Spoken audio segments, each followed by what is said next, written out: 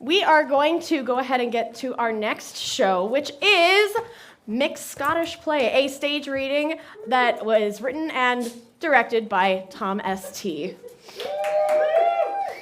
We are going to get a table, perhaps, or just chairs. It's going to be chairs. I will give it over to Tom because they know more than I do. Give it over to Tom! Hello, everybody. While things are getting set up behind me, I just want to thank you so much for attending this live table read without a table of a new comedy called the MacScottish Play. I do not exaggerate when I say this has been about 5 years in the making, and I'm super excited to be able to share it with you. Without further ado, let's bring out the entire cast of the MacScottish Play.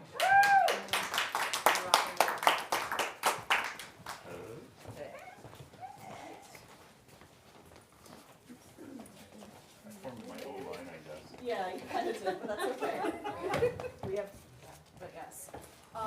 Super special thank you to all of everybody who volunteered to be in this show, and special shout out to Suze, who also volunteered, but made the responsible choice to stay home. So we send you our love. Thank you, Suze. Thank you, Suze. I'll be reading stage directions for this production today.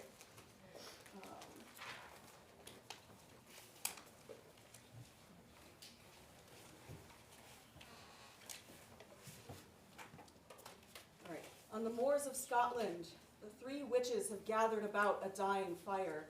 They have their cloaks pulled tight about them to protect from the howling wind. Where shall we three meet again? In thunder, lightning, or in rain? When the hurly-burly's done, when the battle's lost and won, that will be ere the set of sun. And we shall wait upon the heath. There to meet with Mac. What? I was only going to say Mac. Scene and lighting change to indicate that the crone, maiden, and mother are actually three actors rehearsing in a hallway.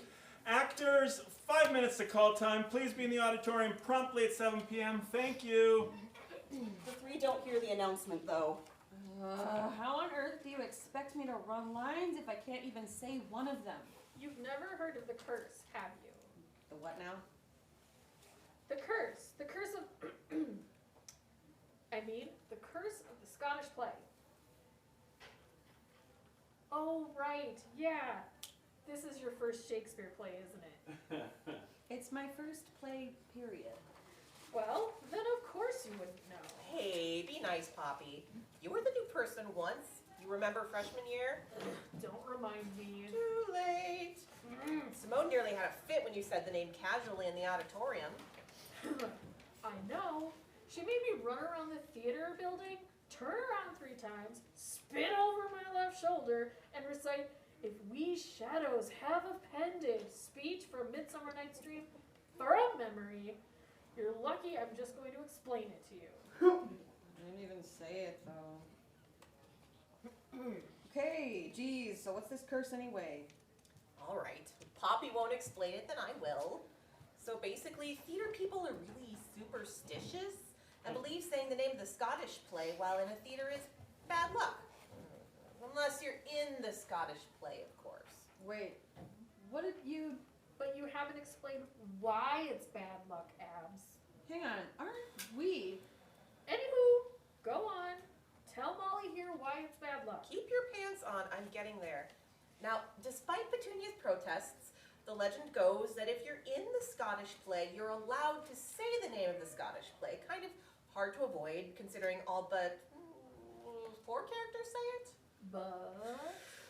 But the reason for all of this is because accidents tend to happen around productions of the play. Legend says that in Shakespeare's time, he had to step in as Lady M when the actor playing her died suddenly. I was in a high school production. One of the smart-ass boys followed the stage manager around saying the name. Later, he tripped and fell off the stage and landed face first in the pit and broke his nose. Serves him right for being an asshole. He's never said the name again, period, whether in a theater or not. Hey, wait. Hamilton in the musical says the name, doesn't he? Yeah, I did. I suppose it was the start of his downfall in the narrative. I wonder if there's any accidents associated with Hamilton. You two are proving my point. That's why you can't be too careful, in my opinion anyway. We have 10 minutes before Mark calls us into rehearsal. You two want anything from the vending machine? Some M&Ms if you're offering. Sure. Apps? You know what I like. Bag of pistachios. Got it. Of course I'm kidding. You wouldn't touch a pistachio if your life depended on it, but you still want to milk one? Is the sky blue? You're so funny, I forgot to laugh. I'll see you in a minute. Petunia exits. So, why is Petunia being a stickler about the curse? Well, I don't blame her for being worried. She's stressed out about finals on top of rehearsals for this, and the lead, had to be replaced. What? Again? Yeah, this latest one fell off his unicycle and broke his leg. Well, crap. Hopefully Mark wasn't too mad. Well, he said he lined up a replacement. He didn't sound too worried when I talked to him in class today, so... Actors, your call time was 5 minutes ago. If you don't get your butts into the auditorium in the next 30 seconds, I'll sick Hamlet's ghost on you. Thank you. Shit, coming, Mark! Sorry! They exit in a flurry. Petunia enters. Hey, I've got your snacks! Where'd you go? Sees the scripts on the ground, contemplates leaving them there, but then heaves an annoyed sigh. You're lucky I'm in a good mood. She gathers the scripts into her arms along with the candy and runs off stage. Hey, Abs, new girl, you forgot your... Lights down. Scene 2. Inside the auditorium, all the actors are seated in a semicircle, but then Petunia bursts in with a flurry of noise and disruption. Scraps! Everyone looks over at Petunia. Mark, the director, glares but says nothing. Abby shushes her, but mildly looks grateful and holds out her hand for her script. So glad you could finally join us, Poppy. As I was saying, I know this production has been a little chaotic. You could say that again. As if the light falling wasn't enough. Or the tornado warning on Wednesday. Moving on! I know this production has been a little chaotic. I just got word from Trevor that his foot is definitely broken, so he's stepping down as our lead.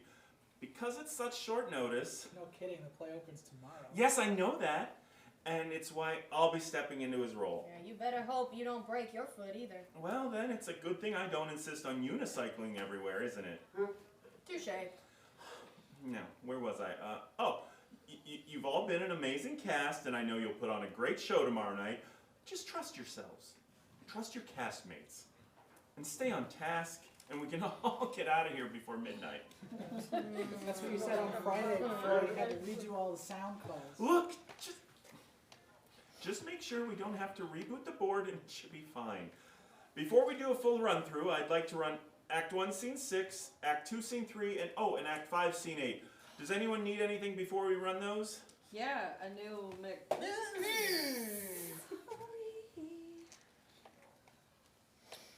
What was that for? Sorry, I'm just trying to fit in. Probably best to not screw around like they're doing, especially now. That's the kind of interruption I'd like to avoid. So, aside from the new person over here, does anyone need anything? Just water, maybe bathroom break? All right, when we break, take 5, and then I'd like Duncan, Lady M, and Banquo on stage to rehearse Act 1, Scene 6. Everyone else, run lines until I call for you. Any other questions? I think I'm getting a bit of a tickle in my throat. May I get some tea before we begin? You had plenty of time before call. But you wouldn't want the leading lady to lose her voice, now would you? Frankly, one of us could easily step into your role, so I could not care less. How dare you! Hey, both of you stop it. I know tensions are high, but stop sniping at each other. Lilith, if you need tea, go get it now. Lilith flounces off, but not before making a face at Abby. Good thing the actual witches never interact with that one. I'm sorry, I just have a quick question. Why do you need McDuff? He's not in Scene 6. Duncan, if I wanted McDuff, I'd have asked for him now, wouldn't I? Right, sorry. Oh, one more thing. Robin, can you... Robin. Aren't you Robin? No, I'm Eric, obviously. Oh, Jesus Christ, I do not have time for this today. I'm sorry, Eric, can you please go get Robin? Eric gets up to leave immediately and Mark shouts out. Oh, and come right back here when you find him, please. I'd like to run a scene with the porter after this. Yeah, I'll go find Robin. And bring him back here. All right, everyone else break and go run lines except for the 3 people I mentioned. Amid the flurry of noise of actors finding things, getting scripts and pencils, as well as exiting, Mark makes a note in his script. Never cast an actor named Duncan in a production of Crash from off stage. No, what now? Bernard, if you've broken another light, I swear to God. Mark storms off stage. Scene 3. Robin is alone in the hallway trying to recite his monologue without looking at his script. Here's a knockin' indeed if... what's the line? Here's the knocking indeed. If a man were a power of he should have turning a key. Pretty much none of that was right. Okay, just keep going. Knock, knock, knock. Who's there? In the name of Satan? I guess. No. Go! I still don't have this memorized. As he's mumbling and muttering to himself, Molly walks in and he jumps a bit. Why? Jeez, don't you know how not to sneak up on a guy like that? Sorry about that. I guess I'm just quiet. Wait, aren't you supposed to be looking for someone? Huh?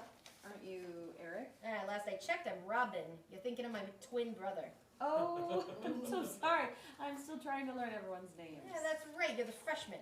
Molly, right? Yeah. I can't believe I got cast in a Shakespeare play my first semester here. Yeah, well, it's a small school. Your talent pool is smaller. It's true. But yeah, I think Eric was looking for you. I'm just trying to stall for time so I can learn this stupid monologue. I thought I had it. Your first show too? Well, it's not my first, but I've never done Shakespeare before. The tragedies really aren't my thing. I'm just here as a favor to Mark. Oh, is that why he cast you and your twin? Essentially. It's half the work. At least I thought it would be. How would that work anyway? Double casting for the same role? Well, actually, it's supposed to be a little bit of a clowning bit where me and Eric alternate popping out and delivering different parts of the monologue. It works since, we're twins. Yeah. That doesn't sound like half the work at all. You'd need to know the whole thing to be able to pick up where your twin left off. And the monologue is hard as it is. You can say that again. And I like the porter, but I just don't feel like I understand his character, He's just standing at the door, right? And I think he makes some jokes about it being the gate to hell. Look, if I ever pretended to understand his character, I never pretended to understand his character either. All I know is he's the one who lets Macduff in. Fair enough, but that still doesn't help me memorize this. What? You got some sort of magical memorization technique? Maybe not magical, but I do have something I learned in speech club in high school. I mean, I'll try anything at this point. All right, so look at your script. Start by saying the first word. Are you sure about this? I promise it works. Go on, try it. Here's. Good. Now start with the first word and add the next word onto that.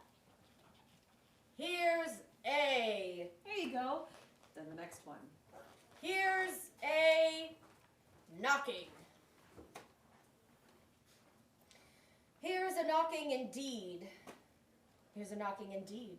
If a man were porter of Hell Gate, he should have old turning the key. Hey, it works! Told you. Once you've got the words down, the rest comes easy. And it sounds like you know it more than you think. True. So do you have your lines memorized? Pretty much. It's easy to memorize rhyming couplets. That's not my problem. Oh, what is it? I don't get to see the other weird sisters except in the auditorium, and every time I try to run my lines with them, Petunia shushes me whenever I start to say They're interrupted by a wailing noise followed by a scream. And I think I'm starting to understand why. Do you think we should investigate? The wailing noise repeats.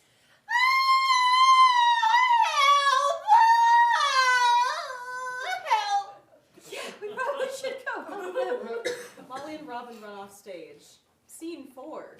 Molly and Robin come back on stage to find Lilith sprawled on the ground with Bernard checking out her ankle. What happened?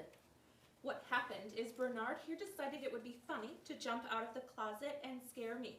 He made me trip and spill my tea, and now my ankle's broken. I did not jump out of the closet. It's not my fault you startle easily. But did you make the wailing noise we heard? What wailing noise? I thought I heard. Never mind. Robin kneels down to look at Lilith's ankle. Well, it looks sprained, but it's definitely not broken. Let's get some ice on it, and you should be fine. I wouldn't recommend walking on it tonight, though. Who made you the doctor? Did you take first aid? No. Are you kidding? This cannot happen the night before the show. I don't care if I have to wheel around in an office chair. None of those weird sisters are going to steal my role. Lilith tries to get up but sinks to the floor. Hey, don't move. Molly, I'm gonna go see if there's some ice somewhere in the theater and maybe get some crutches. Go look for Mark. I'm sure he's already looking for Lilith. Molly nods and leaves. What should I do?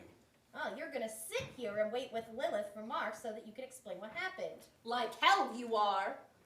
For once in my life, I agree with Lilith. Oh my God, you all both are impossible. Lilith, stop trying to get up. Both Bernard and Lilith try to argue until Robin makes a loud noise to get both of them to stop talking. Oi! No. Oi! Don't even talk to Oi! me. Don't. Look up! Stop. Molly! I am going to do. No. You need to put it down. Look, Molly doesn't even know the theater as well. And Bernard saw what happened. Can the two of you promise not to kill each other? At least until Mark gets back? Fine. I'm sure he doesn't want to replace yet another actor, right? Fine. Thank you. Now I'm going to go find some ice. I should have at least that. Robin gets up to leave, but then bumps right into Mark. Ah! Well, at least that's convenient. He exits. I heard screaming. Lilith, what happened? Bernard and Good arguing. Hey, I asked Lilith first, so if you could let her speak.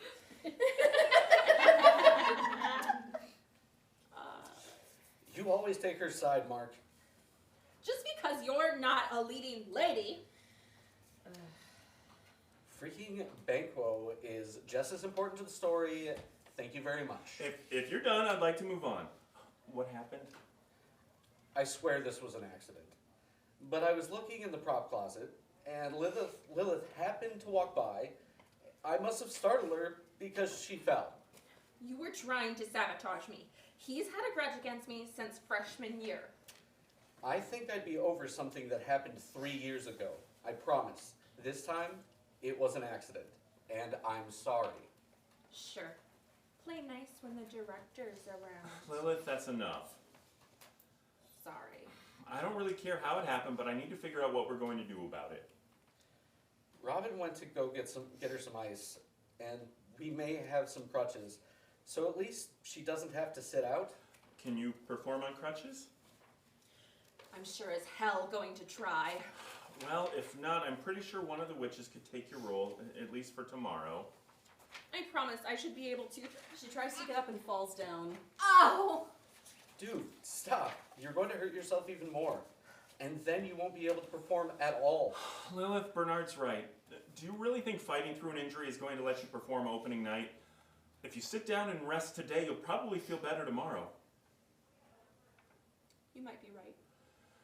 Also, Bernard doesn't even want your role. Why would you think he's sabotaging you? Lilith looks somethingly guilty. Well, I may have. Forget I asked. I don't need to know whatever drama you've gotten into with Bernard, but you need to drop it for tonight. There's enough going wrong with this production as it is. Bernard sticks his tongue out and Lilith makes a face back. Mark looks at Lilith. Lilith, that's the exact opposite of drop it. You too, Bernard. Fine. Robin comes back in with one comically tiny crutch, a frozen burrito, and an office chair. Hey, I'm sorry, but the only crutch I could find was the one from our winter production of A Christmas Carol.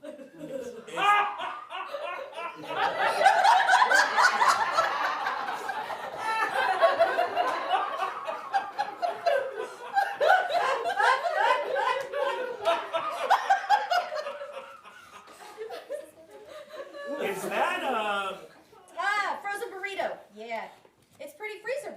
but we're fresh out of ice. Lilith wrinkles her nose.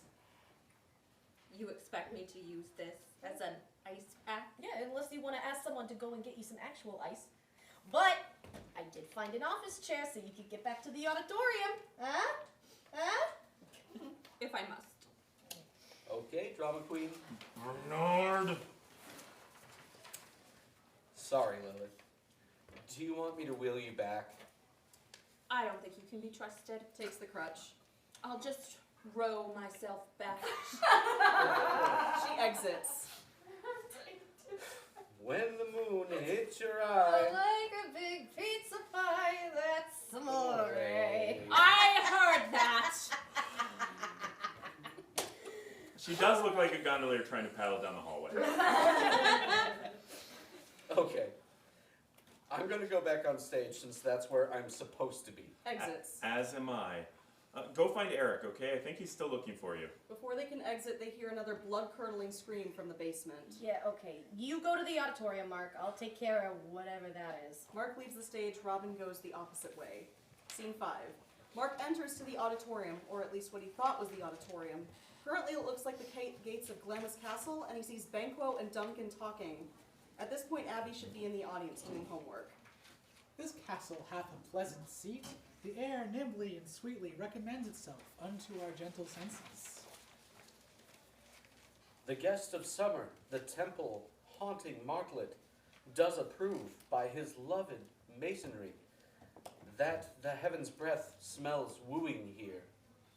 See, our honored hostess.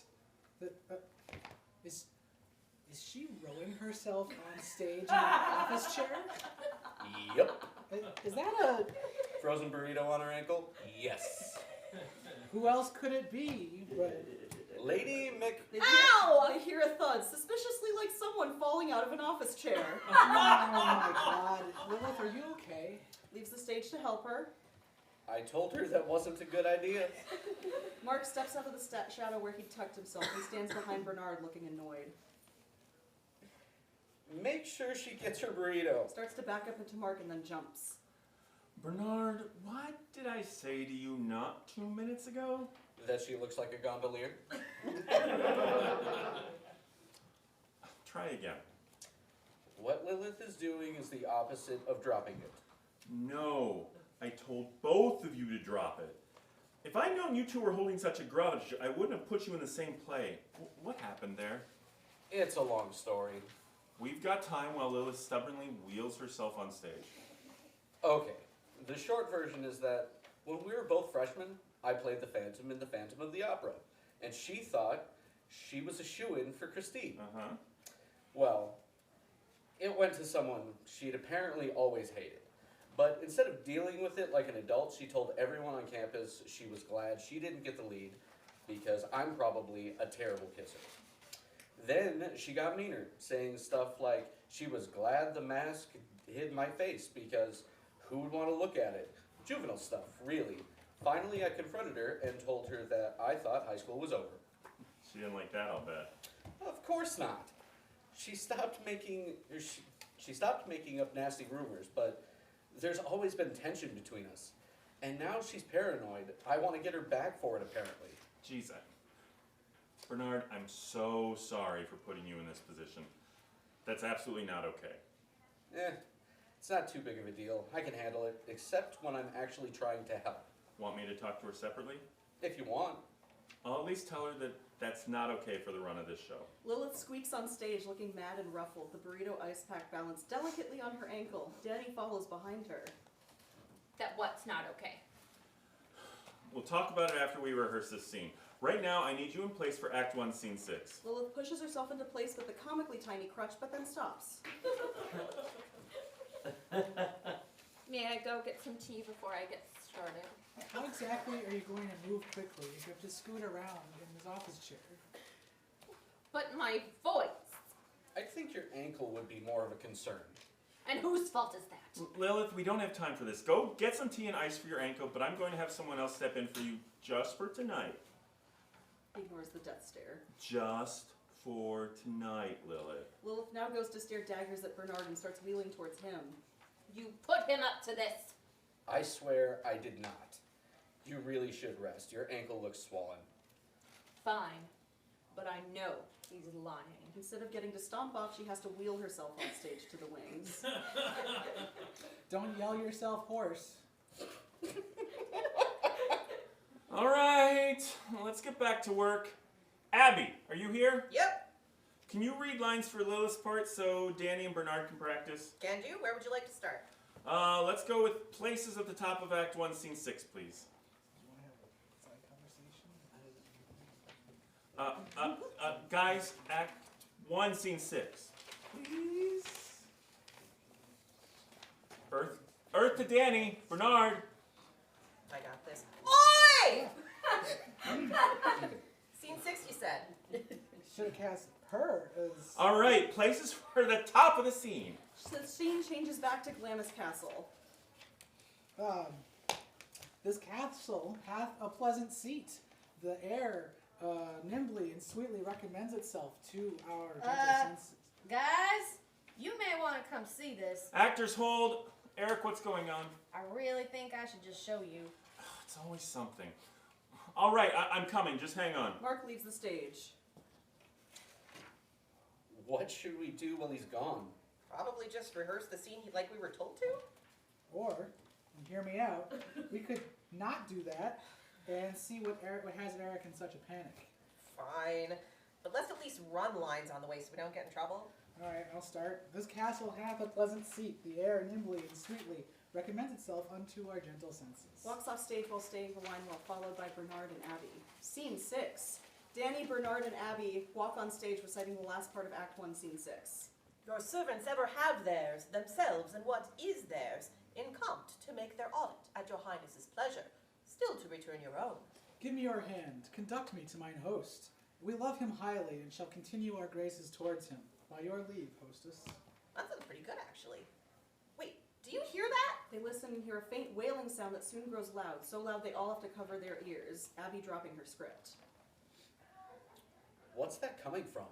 I don't know. Is this what Eric needed help with? Well, where is he? As if summoned, Eric and Duncan walk on stage, having to cover their ears as well. Nice of you to finally show up. Didn't Mark come to help you? He must have gotten sidetracked. Either that or he's in a tech booth trying to stop it. What if we didn't hear it in the auditorium? Duncan, what are you doing here?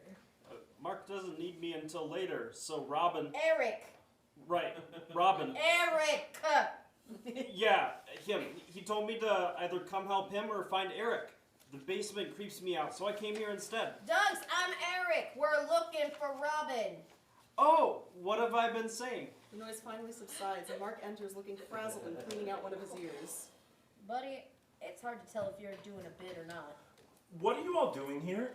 Weren't you rehearsing the Scene 6? We did on the way here. It's not that long. What happened here anyway? Well, it appears that someone thought it'd be funny to set the speakers to some Halloween sound effects album, and it got stuck on the Banshee screams. I'm not sure what you think is funny. Maybe that's why this production is so cursed. Banshees. That's more of an Irish spirit, though. I could go for an Irish spirit right now. Why are you still standing here? Oh, right. We wanted to see if we could help. You can help by going back to the auditorium and running scenes with Abby. She'll need to know the blocking if, God forbid, Lilith actually can't perform tomorrow night. Well, we'll hear you say that. Don't remind me. Oh, Eric, I think I saw Robin in the hallway with Molly. What was that? 15 minutes ago, I think. Now, if you'll excuse me, I'm going back to the auditorium and wait for you three. Abby exits. Yeah, he's definitely moved since then. Though, remember when Lilith fell? Yeah, there was another scream coming from the basement, and Robin said he'd go investigate. It wasn't a ghost, was it? Of course it wasn't a ghost. It's probably just another audio issue. But I better not find another Halloween sound effects CD. What about ghosts? No one said it was a ghost. The theater is haunted, though. Some theater major told me that. Only if you're superstitious. This one definitely was. If we were ever in earshot, he'd freak out if anyone ever said... Don't say it! There's already enough going wrong. Okay. Okay. Great, now I have to go hunt down another actor because none of you could stay put. I think I know where to find Robin if the scream was coming from the basement. Just be fast. I still want to rehearse the Porter scene after this one with Banco, Duncan, and Abby. But I thought you needed Danny. I do. You just said Duncan, though. The character, not the actor. And did I ask you to leave the auditorium? No. Then please go back there. I'll text you if I'm not back in 5 minutes. He exits. All right, Holler if you need us. No! Get back to the theater! Fine. Please? All but Mark exits. This production's getting worse all the time. He exits. Scene 7, auditorium. Abby is alone in the theater, doing homework. Suddenly she puts it aside. I don't think I can handle another minute of organic chemistry problems. She stands and recites from memory. The weird sisters, hand in hand, posters of the sea and land, thus do go about. Thrice to thine, and thrice to mine, and thrice again to make up 9. Peace, the charms wound up. Definitely not hard to memorize rhyming couplets. But I wonder, Picks up her script, flips through the pages. what would it be like to play the Scottish Queen? She finds the page in her script and reads. Slowly lighting and sheen changes transport us to Castle Glamis, and Abby turns into the Scottish Queen as she reads. Out, damned spot, I say. Yet who would have thought the old man to have had so much blood in him? Sudden scene lighting change makes her Abby once more, and she shudders. No. Heaven knows what she's known. Much more fun to be a witch, I think. She puts the script aside and recites in her own voice. Fillet of a fenny snake, in the cauldron boil and bake, eye of newt and toe of frog, wool of bat and tongue of dog. She sits and picks up her homework again. Back to Oakham, I guess. I wonder when the others are coming back. Lights down. Scene 8. Auditorium. All actors are on, except for Mark, are on stage arguing over each other. Mark steps on stage. Oh, you've got to be kidding me. Hey, guys. Guys, we have to get back to work. Leave them alone for 5 minutes. Hey! Oh, shit, it worked. You've descended into pandemonium. What happened? Well, you see here, One at a time, please. Eric. I'm not Eric, and we can't find him, and they're predicting a thunderstorm. What does a thunderstorm have to do with... Oh, never mind. Mark, I seriously need you to talk to Lilith. She's calling me a saboteur. Then stop acting like one. Mark, if she doesn't stop, I'll walk, and you'll have to replace me. Please don't. Then talk to Lilith. How about you get over that ridiculous grudge? Wait, what grudge? It's none of your business. Yeah, but it sounds like juicy gossip. Oh, all right. Are there any other personal problems in this cursed cast that I should know about? No. Good. Is anyone injured? I might have a paper cut. A correction. Is anyone injured badly enough that we need to go to the ER? No. All right then. Let's get back to Act 1, Scene 6, which may be the only scene we actually get to rehearse tonight. I need Duncan, Lady M, no, not Lilith, you're still resting. I need Abby and Banquo up on stage, please. Everyone else, go run lines in the hallway or quietly in the auditorium. All right, be up in a second. Duncan, where exactly are you going? Up on stage, like you asked me to. I meant the character, Duncan, not the actor. I don't know how many times I've told you tonight, let alone through this whole fucking process. If I want Macduff, I'll ask for Macduff. Right now, I need Duncan. This whole time, you've done nothing but goof off and joke around, so how about you go run lines until I actually call for you? Damn it! Duncan looks genuinely hurt and storms up toward off stage. Mark immediately looks sorry. Wait, Duncan, Don't bother apologizing, asshole! Duncan exits. The door slams behind him. While the rest of the actors look at Mark in shock. Take a break, everyone. When we come back, we'll rehearse Act 4, Scene 1 with the Weird Sisters. After that, we really don't have time to do a full run-through, but we'll need to do Act 5, Scene 8, because that's got the fight choreography with Macduff. I don't... Just be back here in 15 minutes, please. Thank you, 15. Everyone exits except for Petunia and Mark. Petunia approaches Mark a little wary. Hey, buddy. Hey, Poppy. You, kind of blew up in there, didn't you? Just a bit. I'll just go check on Duncan for you. Thanks. I immediately regret losing my temper. I know you do. But we're all overworked and stressed out with everything that's happened, and it's your job to keep your cool, at least in front of the group. Yeah, I'm gonna step away, get some water. If you don't mind, I'd appreciate you talking to Duncan. You got it. Mark and Petunia exit opposite each other. Scene 9. The back of the auditorium. Lilith is sitting on the floor, her office chair next to her, the ice pack burrito balanced on her ankle with her head in her hands. Molly enters, holding 2 takeout cups, one with a tea bag, and her backpack. Hey, Lilith, right? How's your foot? It's alright. Still hurts to walk on. Yeah, it will for a bit. I got you an herbal tea before the cafe closed. There's even honey in it. Gives Lilith the cup with the tea bag and sits down next to her, sipping her own drink. Why are you being so nice to me, new girl? Molly, actually. And you look like you need it. You've been through the ringer. Want some ibuprofen? Sure. Molly digs a bottle out of her bag and hands it to Lilith. Lilith shakes a couple of pills into her hand and swallows them, washing them down with a sip of tea. It should be feeling better by tomorrow. Really? Yeah. Sprained ankles heal pretty fast. Heal. Get it? You don't like puns, do you? Not particularly. But I do appreciate you trying to cheer me up. It's just what I do. Hey, can I ask you something? I suppose I don't have anything else to do while Abby steps into my spotlight. Why are you so worried one of us witches is going to steal your role? Wouldn't you be worried you'd be replaced if you got injured? Not really. If I'm sick or hurt, I can't do my best. I was always taught to tough it out. But all this is supposed to be fun. I suppose. I mean, I'm having fun as one of the witches, though I've also never been in a play before. Well, good for you.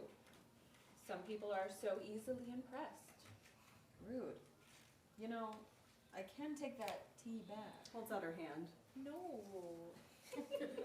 She hugs the tea protectively. Well, then stop being a jerk. No wonder you're surprised when people are nice to you.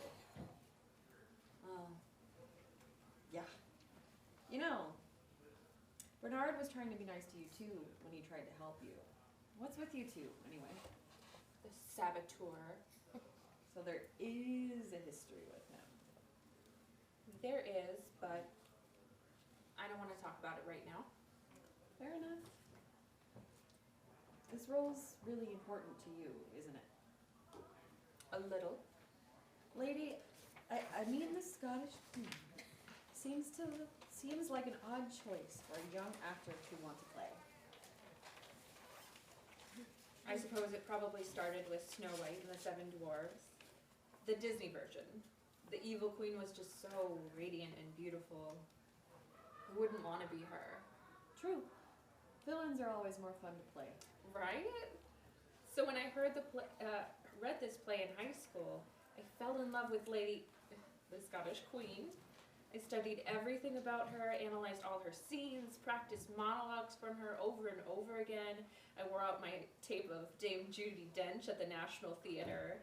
I auditioned in high school and didn't get the role, and I thought I'd never get another chance. So when Mark said he was directing a production, I thought, of course I volunteered, and he cast me on the spot. That makes sense why you're so protective of it. I just don't want to lose this part. You won't. As long as you rest tonight. Like I said, sprained ankles usually feel better quickly. And you're sure you witches won't magic my role away? Well, I won't. Being a witch is hard enough. As for the other two, I don't think so. Abby wants to do whatever she can to make sure the show goes smoothly. And Petunia's overworked. I think she just wants to survive Tech Week like the rest of us. Tech week can be difficult. And long. On top of keeping up with homework and everything else. But tonight's the last night, and then things will get easier. I'll trust that you're right. Of course I am. This isn't my first play, you know. But I thought you didn't get in at your high school. Oh, I did. I just played one of the servants. I suppose everyone has to start somewhere. Sorry for being nosy, but I gotta ask. What's up with you and Bernard? Lilith looks guilty again. Do you promise not to hate me? I promise. I I shouldn't have acted like this, but it was our freshman year and he was cast in the Phantom as the Phantom in the Phantom of the Opera. Let me guess. You wanted to play Christine? I'm surprised you didn't try out for the Phantom. He's not my voice type, but the role went to someone from my high school who, frankly, I thought was a little stuck up. I'm a little confused on what this has to do with Bernard. I'm getting there. So instead of just dealing with it, I decided I'd start telling a friend or two. I was glad she got the lead, so then I wouldn't have to kiss Bernard. And of course, a small school, gossip like that spreads like wildfire. Wow. I hope you know that wasn't okay. I'm not proud of it. And if I were Bernard, I'd want revenge on me. Well, if I'm gonna be straight with you, Bernard doesn't seem like the revenge type. I'd guess he wants you to stop treating him like he's trying to sabotage you back, and maybe an apology. Maybe he's just forgotten. Would you forget something like that? Probably not. He's your friend, right? More like a friend of a friend. Well, it sounds like having someone on your side would be good, especially tonight. What if he never wants to talk to me again? Well, that's his choice. But at least if you apologize, then you've done everything you can to make it up to him. I suppose you're right. You've got a good head on your shoulders, Molly. And you're surprisingly nice when you're not being paranoid. But I do hope your ankle feels better. Want to keep pills? It couldn't hurt, just in case. Molly nods and gets up. And Molly, Yes? thank you again for the tea. Anytime, friend. Are we friends? Only if you want to be. Otherwise, we can just be castmates for this production. Of course. Lilith gives Molly a friendly wave as Molly exits. Scene 10. Hallway outside of the theater. Lights up on Duncan sitting on the floor with his head in his lap, sniffling. Petunia enters carrying a box of tissues and a water bottle. Hey there, Dunks. You okay? Duncan looks up at her voice and takes a tissue in the water, taking drinks from it as he talks. Fine. Never been better. I'm sorry Mark yelled at you. You're not the one who should apologize. Right, obviously I'm not. It's just... Mark can't apologize to you if you storm off. I guess not. It doesn't help that Mark's under a lot of pressure. It's his senior project. He's going to get graded on it, and he needs to pass if he wants to graduate next semester. I know all that, but it really sucks being talked to like that by a friend. Yeah, though, Yeah? the bit you're doing when you act confused, What? when you ask why you're needed in scenes that Macduff isn't in, That's not a bit, actually. Not tonight. He has called Duncan when he meant Macduff before. Duncan, honey, you're coming off as a smartass, I suppose I can be a bit of a troll. which is fine, just not during tech week. You promise you're not being obtuse on purpose? I'd hope not, but I am overtired and overstressed. You and the rest of the cast. If I didn't know better, I'd say this production was cursed from the start. Don't let Mark hear you say that. Don't worry, I don't have a death wish. You look really out of it. Yeah, how long have we been here? At least 3 hours it feels like. Probably less than that. Why don't you come with me and take a nap in the auditorium? It's dark, and then you'll be there when Mark calls for you. It couldn't hurt. Petunia stands up and offers her hand. Duncan takes it and stands up after her. Hang in there, Dunks. It'll be okay. Everyone just needs to chill out. No kidding. I think I'm done with Shakespeare after this. Aw, don't say that. Why? They're not they're not all this rough. And some of them have cannibalism. Duncan cracks a little smile for maybe the first time that evening. And that's a selling point? Why? That's true. You almost puked on Bernard when Bernard made you watch Cannibal Holocaust. But at least I got you to smile. You feeling a little bit better? Yeah, still tired though. Well, come on. You can get your rest. They walk off stage together holding hands. Scene 11, backstage and downstairs. Lights up on Mark looking absolutely miserable.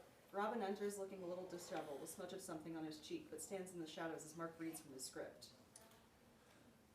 If it were done when 'tis done, then 'twere well it were done quickly. Mark? Mark looks up sharply and Robin steps out from the shadows. How now, what news? Who's there? Whoa. Just me. Didn't mean to interrupt. Eric? Nope. I'm sorry, Robin. You're not normally this bad at recognizing me, dude. Are you stressed out or what? Well, this entire night has been a bust. All my actors are either fighting with each other, stressed out, or injured. We haven't gotten to run through a single scene all the way through without being interrupted. I have to play a role I don't have memorized because my second lead thought being quirky was more important than being safe. Tomorrow the department head is going to grade this mess of a production, and now I've yelled at the whole cast. No, I'm not stressed at all. Hey, I don't blame you. Any sane director would have quit after your first lead had to drop out because they caught mono. Are you saying I'm not sane? Maybe a little. But you had to be a little crazy to do theater. Why do you think I majored in biology? I wish I hadn't gotten so off the rails. Do you think I can save this mess? Well, none of your actors stormed off in a huff. Except Duncan. I suppose you did. I'd start by apologizing to him in private. Is he doing okay? I don't know. I think he'll be better after you talk to him. And then? Well, you should probably apologize to the rest of the cast. All of them volunteered because they wanted to be in your show. No matter how frustrated you are, it's not okay to blow up like that. That's harsh, but fair. You've never known me to sugarcoat things, have you? No, never. I do try not to be an asshole about it.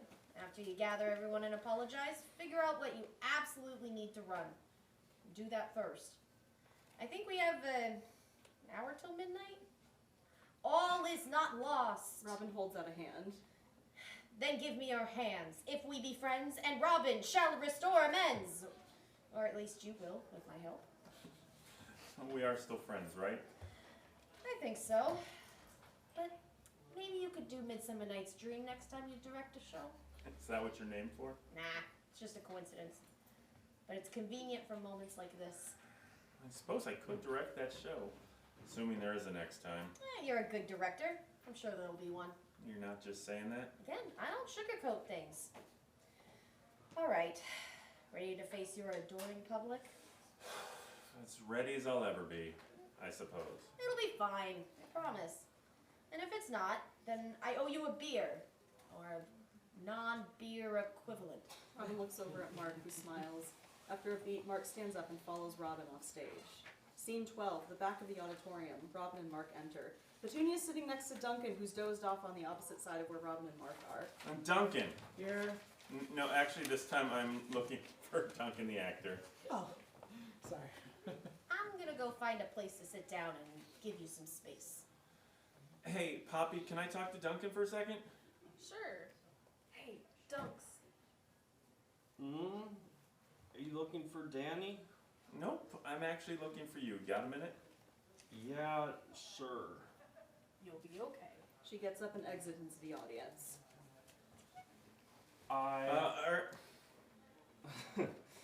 Sorry, you go first. I wanted to check in. You okay? Yeah, I'm alright. I'm sorry I stormed off earlier. I don't blame you at all. And it's me who should say I'm sorry for losing my temper and yelling at you in front of everyone. You're a good friend and I'm grateful to you for helping me with this play. Even if you did joke around about needing McDuff for scenes he's not in. Yeah, I'm sorry about that as well. Tonight I was just overtired, but there was no excuse when I did it earlier. I can be prone to making jokey jokes. And you know I love your jokey jokes. Duncan, they're not as charming tonight. But again, I should have pulled you aside and talked to you about it. That's really big of you to admit. Well, it helps when you have friends willing to tell you when you screw up. Do you need anything before we restart? Just a snack. go do what you need to be ready. I'll trust you to be back in 5 minutes. Thank you, 5. Mark and Duncan hug and then they both exit. Scene 15, auditorium, a bare stage. All the actors except for Mark should find spots in the audience if they aren't sitting here already. Actors, please make your way to the auditorium in the next minute or so. I'd like to speak to all of you in person. Thank you. The actors slowly filter in from the audience and sit down on the stage. After everyone is settled, Mark steps out onto the stage. Before we start what's left of our rehearsal time, I want to apologize to all of you. This has been a stressful time for everyone. No kidding. Sorry, please continue, Mark. Thank you. Now, as I was saying, this has been an incredibly stressful time for everyone. I realized that I thought of these setbacks as ruining my show, and while this is my senior project, all of you have been affected by everything that's happened here too. I also want to apologize for blowing up at you all. That's not the experience I want my actors to have. Molly raises her hand. You had a question, Molly. Not a question, but I didn't realize this was your senior project. And if I ever seemed like I wasn't taking this as seriously as I should have, I'm sincerely sorry, Mark. Sorry. I appreciate you saying so. I still plan to go through with the show no matter how rough it is right now, if you all want me as your director still. Of course we do. Yeah, this is important to you. We wouldn't let you down. Especially not the night before. Plus, who'd pass up a chance to play a spooky witch in a ghost story? I would. Yeah, we all know you're in love with the Scottish Queen. Lilith blushes and ducks her head. Excellent. We'll rehearse the scenes I mentioned, and then if anyone has anything else they'd like to go through, we'll see how much time we have left. Everyone ready? Aye. All right then. We'll start with the Weird Sisters on stage to rehearse Act 4, Scene 1, please. Then Robin and Eric for the Porter's monologue. After that, I'd like Duncan on for Act 5, Scene 8, since we absolutely need to run through the fight choreography. I imagine you know it well? You can count on me, Haas.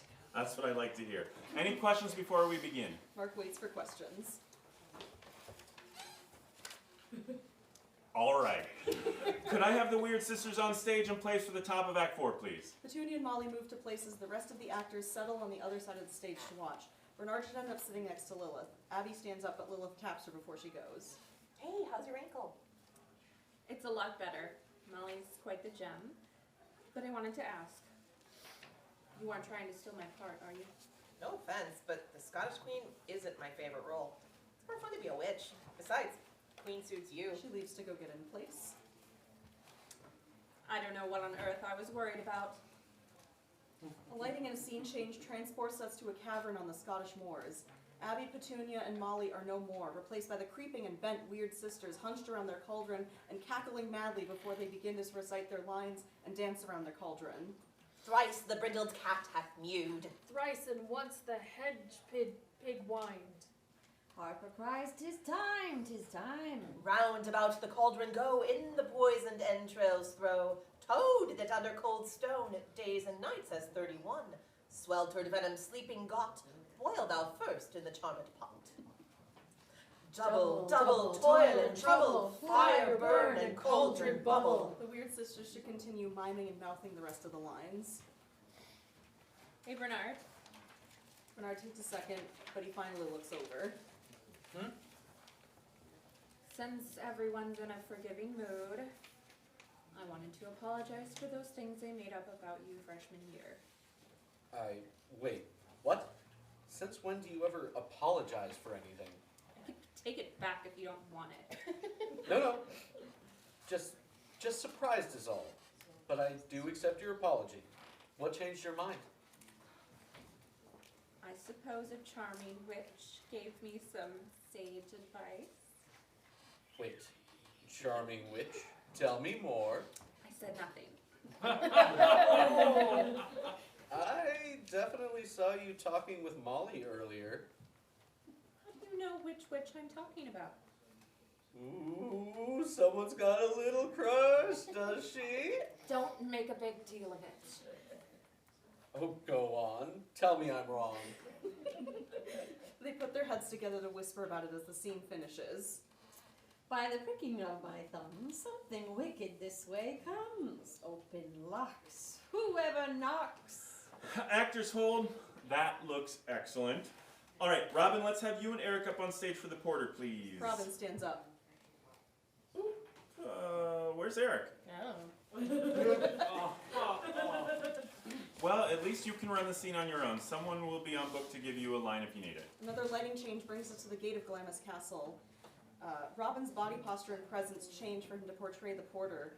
The Weird Sisters become Abby, Petunia, and Molly once more and sit down with each other. Here's a knocking indeed. If man were porter of Hellgate, he should have old turning the key. Robin also continues to mime his actions and mouth his lines. You doing okay, Poppy? I've had better nights. Want a nightcap in my dorm before bed? That sounds like the best idea.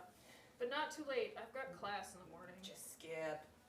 Nah, that's more your thing, isn't it? Stop calling me out. At this point, Robin can resume speaking. Duncan hops up to become Macduff to deliver his part of the scene. What things does drink especially provoke? Lechery, sir. It provokes and unprovokes. It provokes the desire, but it takes away the performance.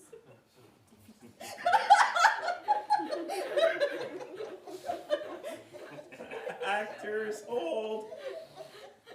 Very good, both of you. It sounds great out here. Thanks, Mark. All right, that just leaves the fight choreography for Act 5, Scene 8. Don't go anywhere, Duncan. I'm right here, though. Danny. Poor Duncan is likely worm food by now. The reason we couldn't have a zombie king. 3 witches, a ghost, and a zombie king in this economy? Could someone grab the prop swords? Ow! Hey, watch it! Sorry. Hey, where were you earlier? We already ran your scene. Do you realize how much of a maze this theater is? Yes. How long were you down there? How you've never gotten lost down there, I'll never know. I'm just gonna sit down now. He exits to reappear as Robin for the last part. All right, Duncan, whenever you're ready. Lay on! Another lighting change. Mark and Duncan transform into the murderous king and vengeful warrior. Why should I play the Roman fool and die on mine own sword? Turn, hellhound, turn! I have no words. My voice is my sword. Thou bloodier villain than terms can give thee out. Hold, go at half speed, please. They proceed to fight in slow motion. I bear a charmed life which must not yield to one of woman born. Despair thy charm, and let the angel whom thou still hast served tell thee, Macduff was from his mother's womb untimely ripped. Lay on, Macduff, and damned be him that first cries, hold, enough! Macduff runs Macbeth through with his sword in slow motion and staggers off stage. A lighting change brings them back to the auditorium. Excellent work, Duncan! Shall we practice just the fight choreography at full speed? Lay on! Mark and Duncan don't shift, just repeat the same fight choreography at regular speed, ending with Duncan running Mark through with the sword again. Excellent work, Duncan. That's going to look great. All right, I think we have just enough time to run Act 1, Scene 4. So if I could have Danny, Abby, and Bernard up here. Hey, Mark. It's almost 1 in the morning. Oh, so it is. Well, I suppose we could, but no, it's probably better to leave it where it is and let you all get some sleep. It's a big day tomorrow. We could probably stay a little later, couldn't we? I wish, but I've got an 8 a.m. class tomorrow and I really cannot afford to skip it. That didn't stop you before. Well, now I can't. I wouldn't ask you to skip class to rehearse more, but could we meet at 5 p.m. to do as much of a run-through as we can? Molly and Duncan are falling asleep. They suddenly wake up. What? I wasn't sleeping. 5 p.m. there to meet with next. Would everyone be available to meet at 5 p.m. instead of 6 p.m. to run the scenes we didn't get to tonight? Wonderful. I'll see you all here tomorrow afternoon at 5. Do you think we'll be okay without a full run-through? After seeing what we have now, we're in better shape than I thought, so I'm not worried. Besides, I think I'm on the same page as Molly there. Good work, everyone. Does anyone have any last-minute questions before we break? Can we go yet? Besides that? No? All right. Actors are dismissed. Good luck. I mean, break legs tomorrow. The cast, besides Mark, decide to exit. After a moment, Robin comes back in. Well, all breaking before 2 a.m.? Who are you and what have you done with Mark? I know freshman Mark would be horrified, but I think it's for the best, True. Sleep is precious. especially after the night we've had. You gonna be in class tomorrow? We'll see if I make it. I'm sure your professor will understand. Thanks again for the pep talk. Anytime. I got your back. Robin exits. Mark sits down on the edge of the stage. I'm just glad we're almost done with this cursed production of Lightning flash, thunder crack, lights down. You've got to be kidding me! Bernard! It wasn't me this time. End of show.